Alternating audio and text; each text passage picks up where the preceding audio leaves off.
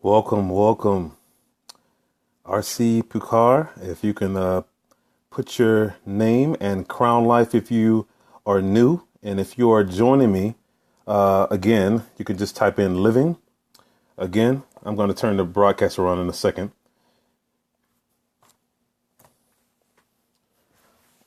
If you're joining me for the first time, I want you to type in Crown Life in your name. And then if you are returning, I want you to type in living. Again. I'm excited, man. Wow. Have some exciting news to share with you. And I think you're going to really be blessed by this, as I'm blessed by this, regardless if you're not, just because I just want to come share with you something that just happened and the understanding of the mentality of a visionary. Again, before I get started, my name is Marquez Hughley. I am an author, speaker, strategist, and leadership consultant on the crownlifeseminars.com. And also, I am a minister of the gospel of Jesus Christ. So I'm always going to be coming from one of those platforms, whether it's Crown Life Strategy or whether it's leadership or whether it's something from the Bible's perspective. But this particular scope, I'm coming kind of to make an announcement of something that is forthcoming that I'm excited about, as well as to kind of drop some things on you. And again, if you are new, you can just type in Crown Life. If you're brand new with your name, and if you are returning, you can just type in, excuse me, you can just type in living. Well, this one I want to call the mentality of a visionary. What I just got through doing is my mentee, his name is Hussam Maki. He lives in Kuwait. He about 2 years ago came to me to be a part of my coaching program. And but he came to me with another offer to represent Crown Life in that side of the world, in the Middle East. Well, at that time, Crown Life was really only me. And I saw myself building a brand and as a speaker and as a leadership consultant and help people to achieve their goals. But I never at that stage thought about actually expanding it to the point of actually having somebody else with me. And of course, for so far away. But he signed up for the course and we began our journey together, Skyping, talking, every day and, communicating through email and everything and talking through WhatsApp, chatting, voice audios. So we went through our whole structure for the program. But then, of course, we went through another lengthy stage of development as I began to mentor him. He became more than just a part of my program. He became my mentee. And I'm so excited because he has just completed writing his first book called The Reborn. And this book journeys his travels. I mean, this guy has been through a whole lot. Even in the book, highlighted stuff that I didn't know about him. And it's almost like a movie. I'm so excited. The book is called The Reborn. And, it's becoming shortly. We're about to get the cover design and all that stuff. And I'll come in and do the foreword and everything. But I'm just so blown away, because when I started this journey with him, we began to talk and converse about how we could take Crown Life around the world. And first, it was more important for me to basically make sure that he understood some things because Crown Life operates a certain way. And so I wanted him to know that he was a part of something that wasn't just the average. It wasn't, that was not my desire at all to do anything that was going to be average, not beyond that it was going to be the most excellent on the planet, or that, we weren't going to make mistakes, or that we had the best of everything, but that we would make the best of everything we had. And that was very important. So I began to take him through like boot camp. And if you would think about boot camp for mentorship, what that looks like in terms of that development, personal development, and leadership development, that's what we went through. I mean, serious, because I wanted him to make sure that, it's all about going through the process.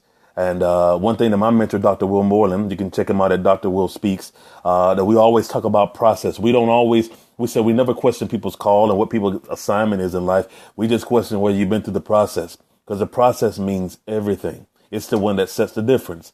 So I wanted to make sure that he knew that when he became a part of Crown Life, that it was going to be nothing short of that he was about to go through the ringer. But I promised him that on the other side of this thing, you're going to have a strength in you that's going to be extraordinary. and that people are going to be able to recognize it afar off. Well, he's quickly becoming a thought leader over there. One of the change agents over there as well. He's quickly rose to one of the top leadership positions in his Toastmasters org, and all these things are just happening, and people just recognizing that this guy has something different, and they're beginning to listen to him even more. So we talked about, about a little over a year ago, about maybe a year and a half ago, about him writing his first book. And of course, there were challenges that we had to get overcome and all these things. But his book was going to outline his journey. One thing about his book is he suffered. He fell from a 3-story building, as a baby, as like a little over a 1-year-old. I don't want to ruin the story because I want you to get the book, because it's like watching a movie, reading in a sense, but it's going to be creating these pictures in your mind like a movie. It's just that exciting. But this is his life. It's not saying it's showing, it's just basically just that kind of changes, all of the vicissitudes of life that he went through. But I just read through the manuscript, and I am so godly proud of him. It's just kind of like, it's amazing, because when we started this journey 2 years ago, in a sense, before he became a Crown Life trainer and before he was, where he is now, it just see the growth. And I learned some things. It turned about, you basically sowing the seeds and believing that, what you're putting people through, or what you're actually going through yourself, is necessary for the future return, for the future, what it's going to look like, being led like a visionary. There's a quote I used to really be fond of. I still am, but I'm saying it was more, I was actually in school, and I saw it on the wall in the business department. It says a visionary sees the dawn of a new day before the rest of the world.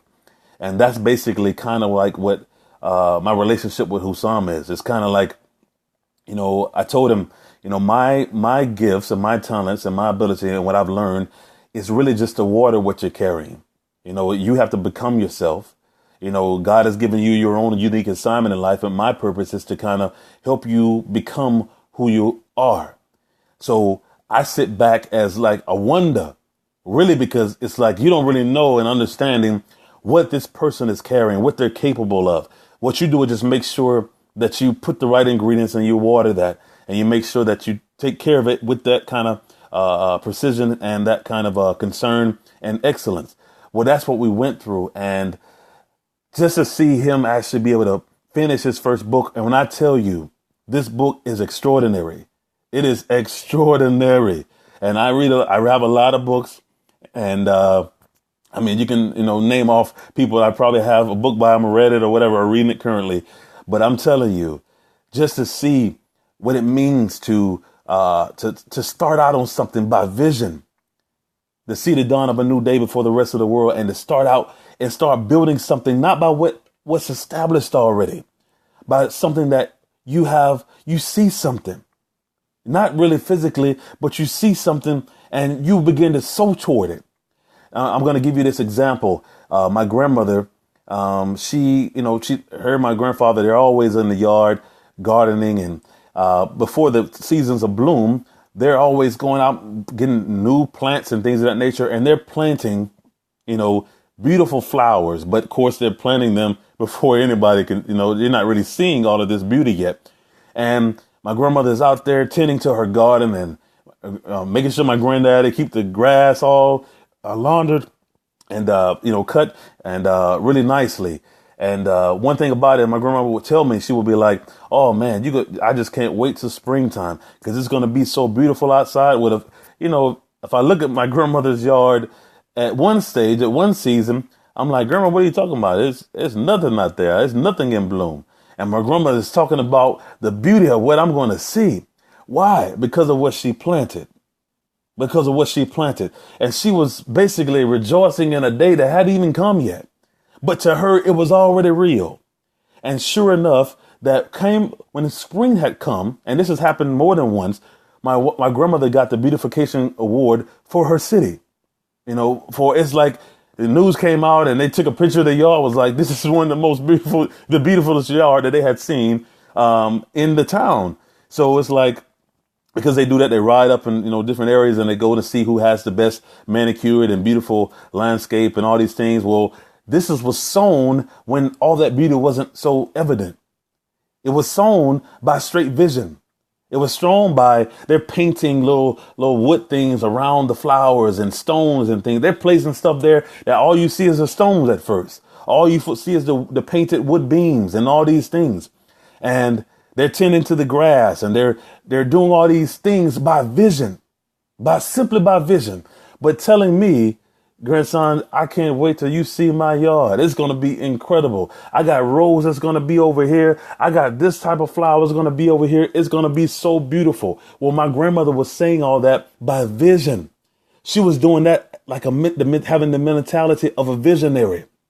And that's the same kind of principle I see in regards to what we have to have as leaders, that we have to lead with the visionary mentality.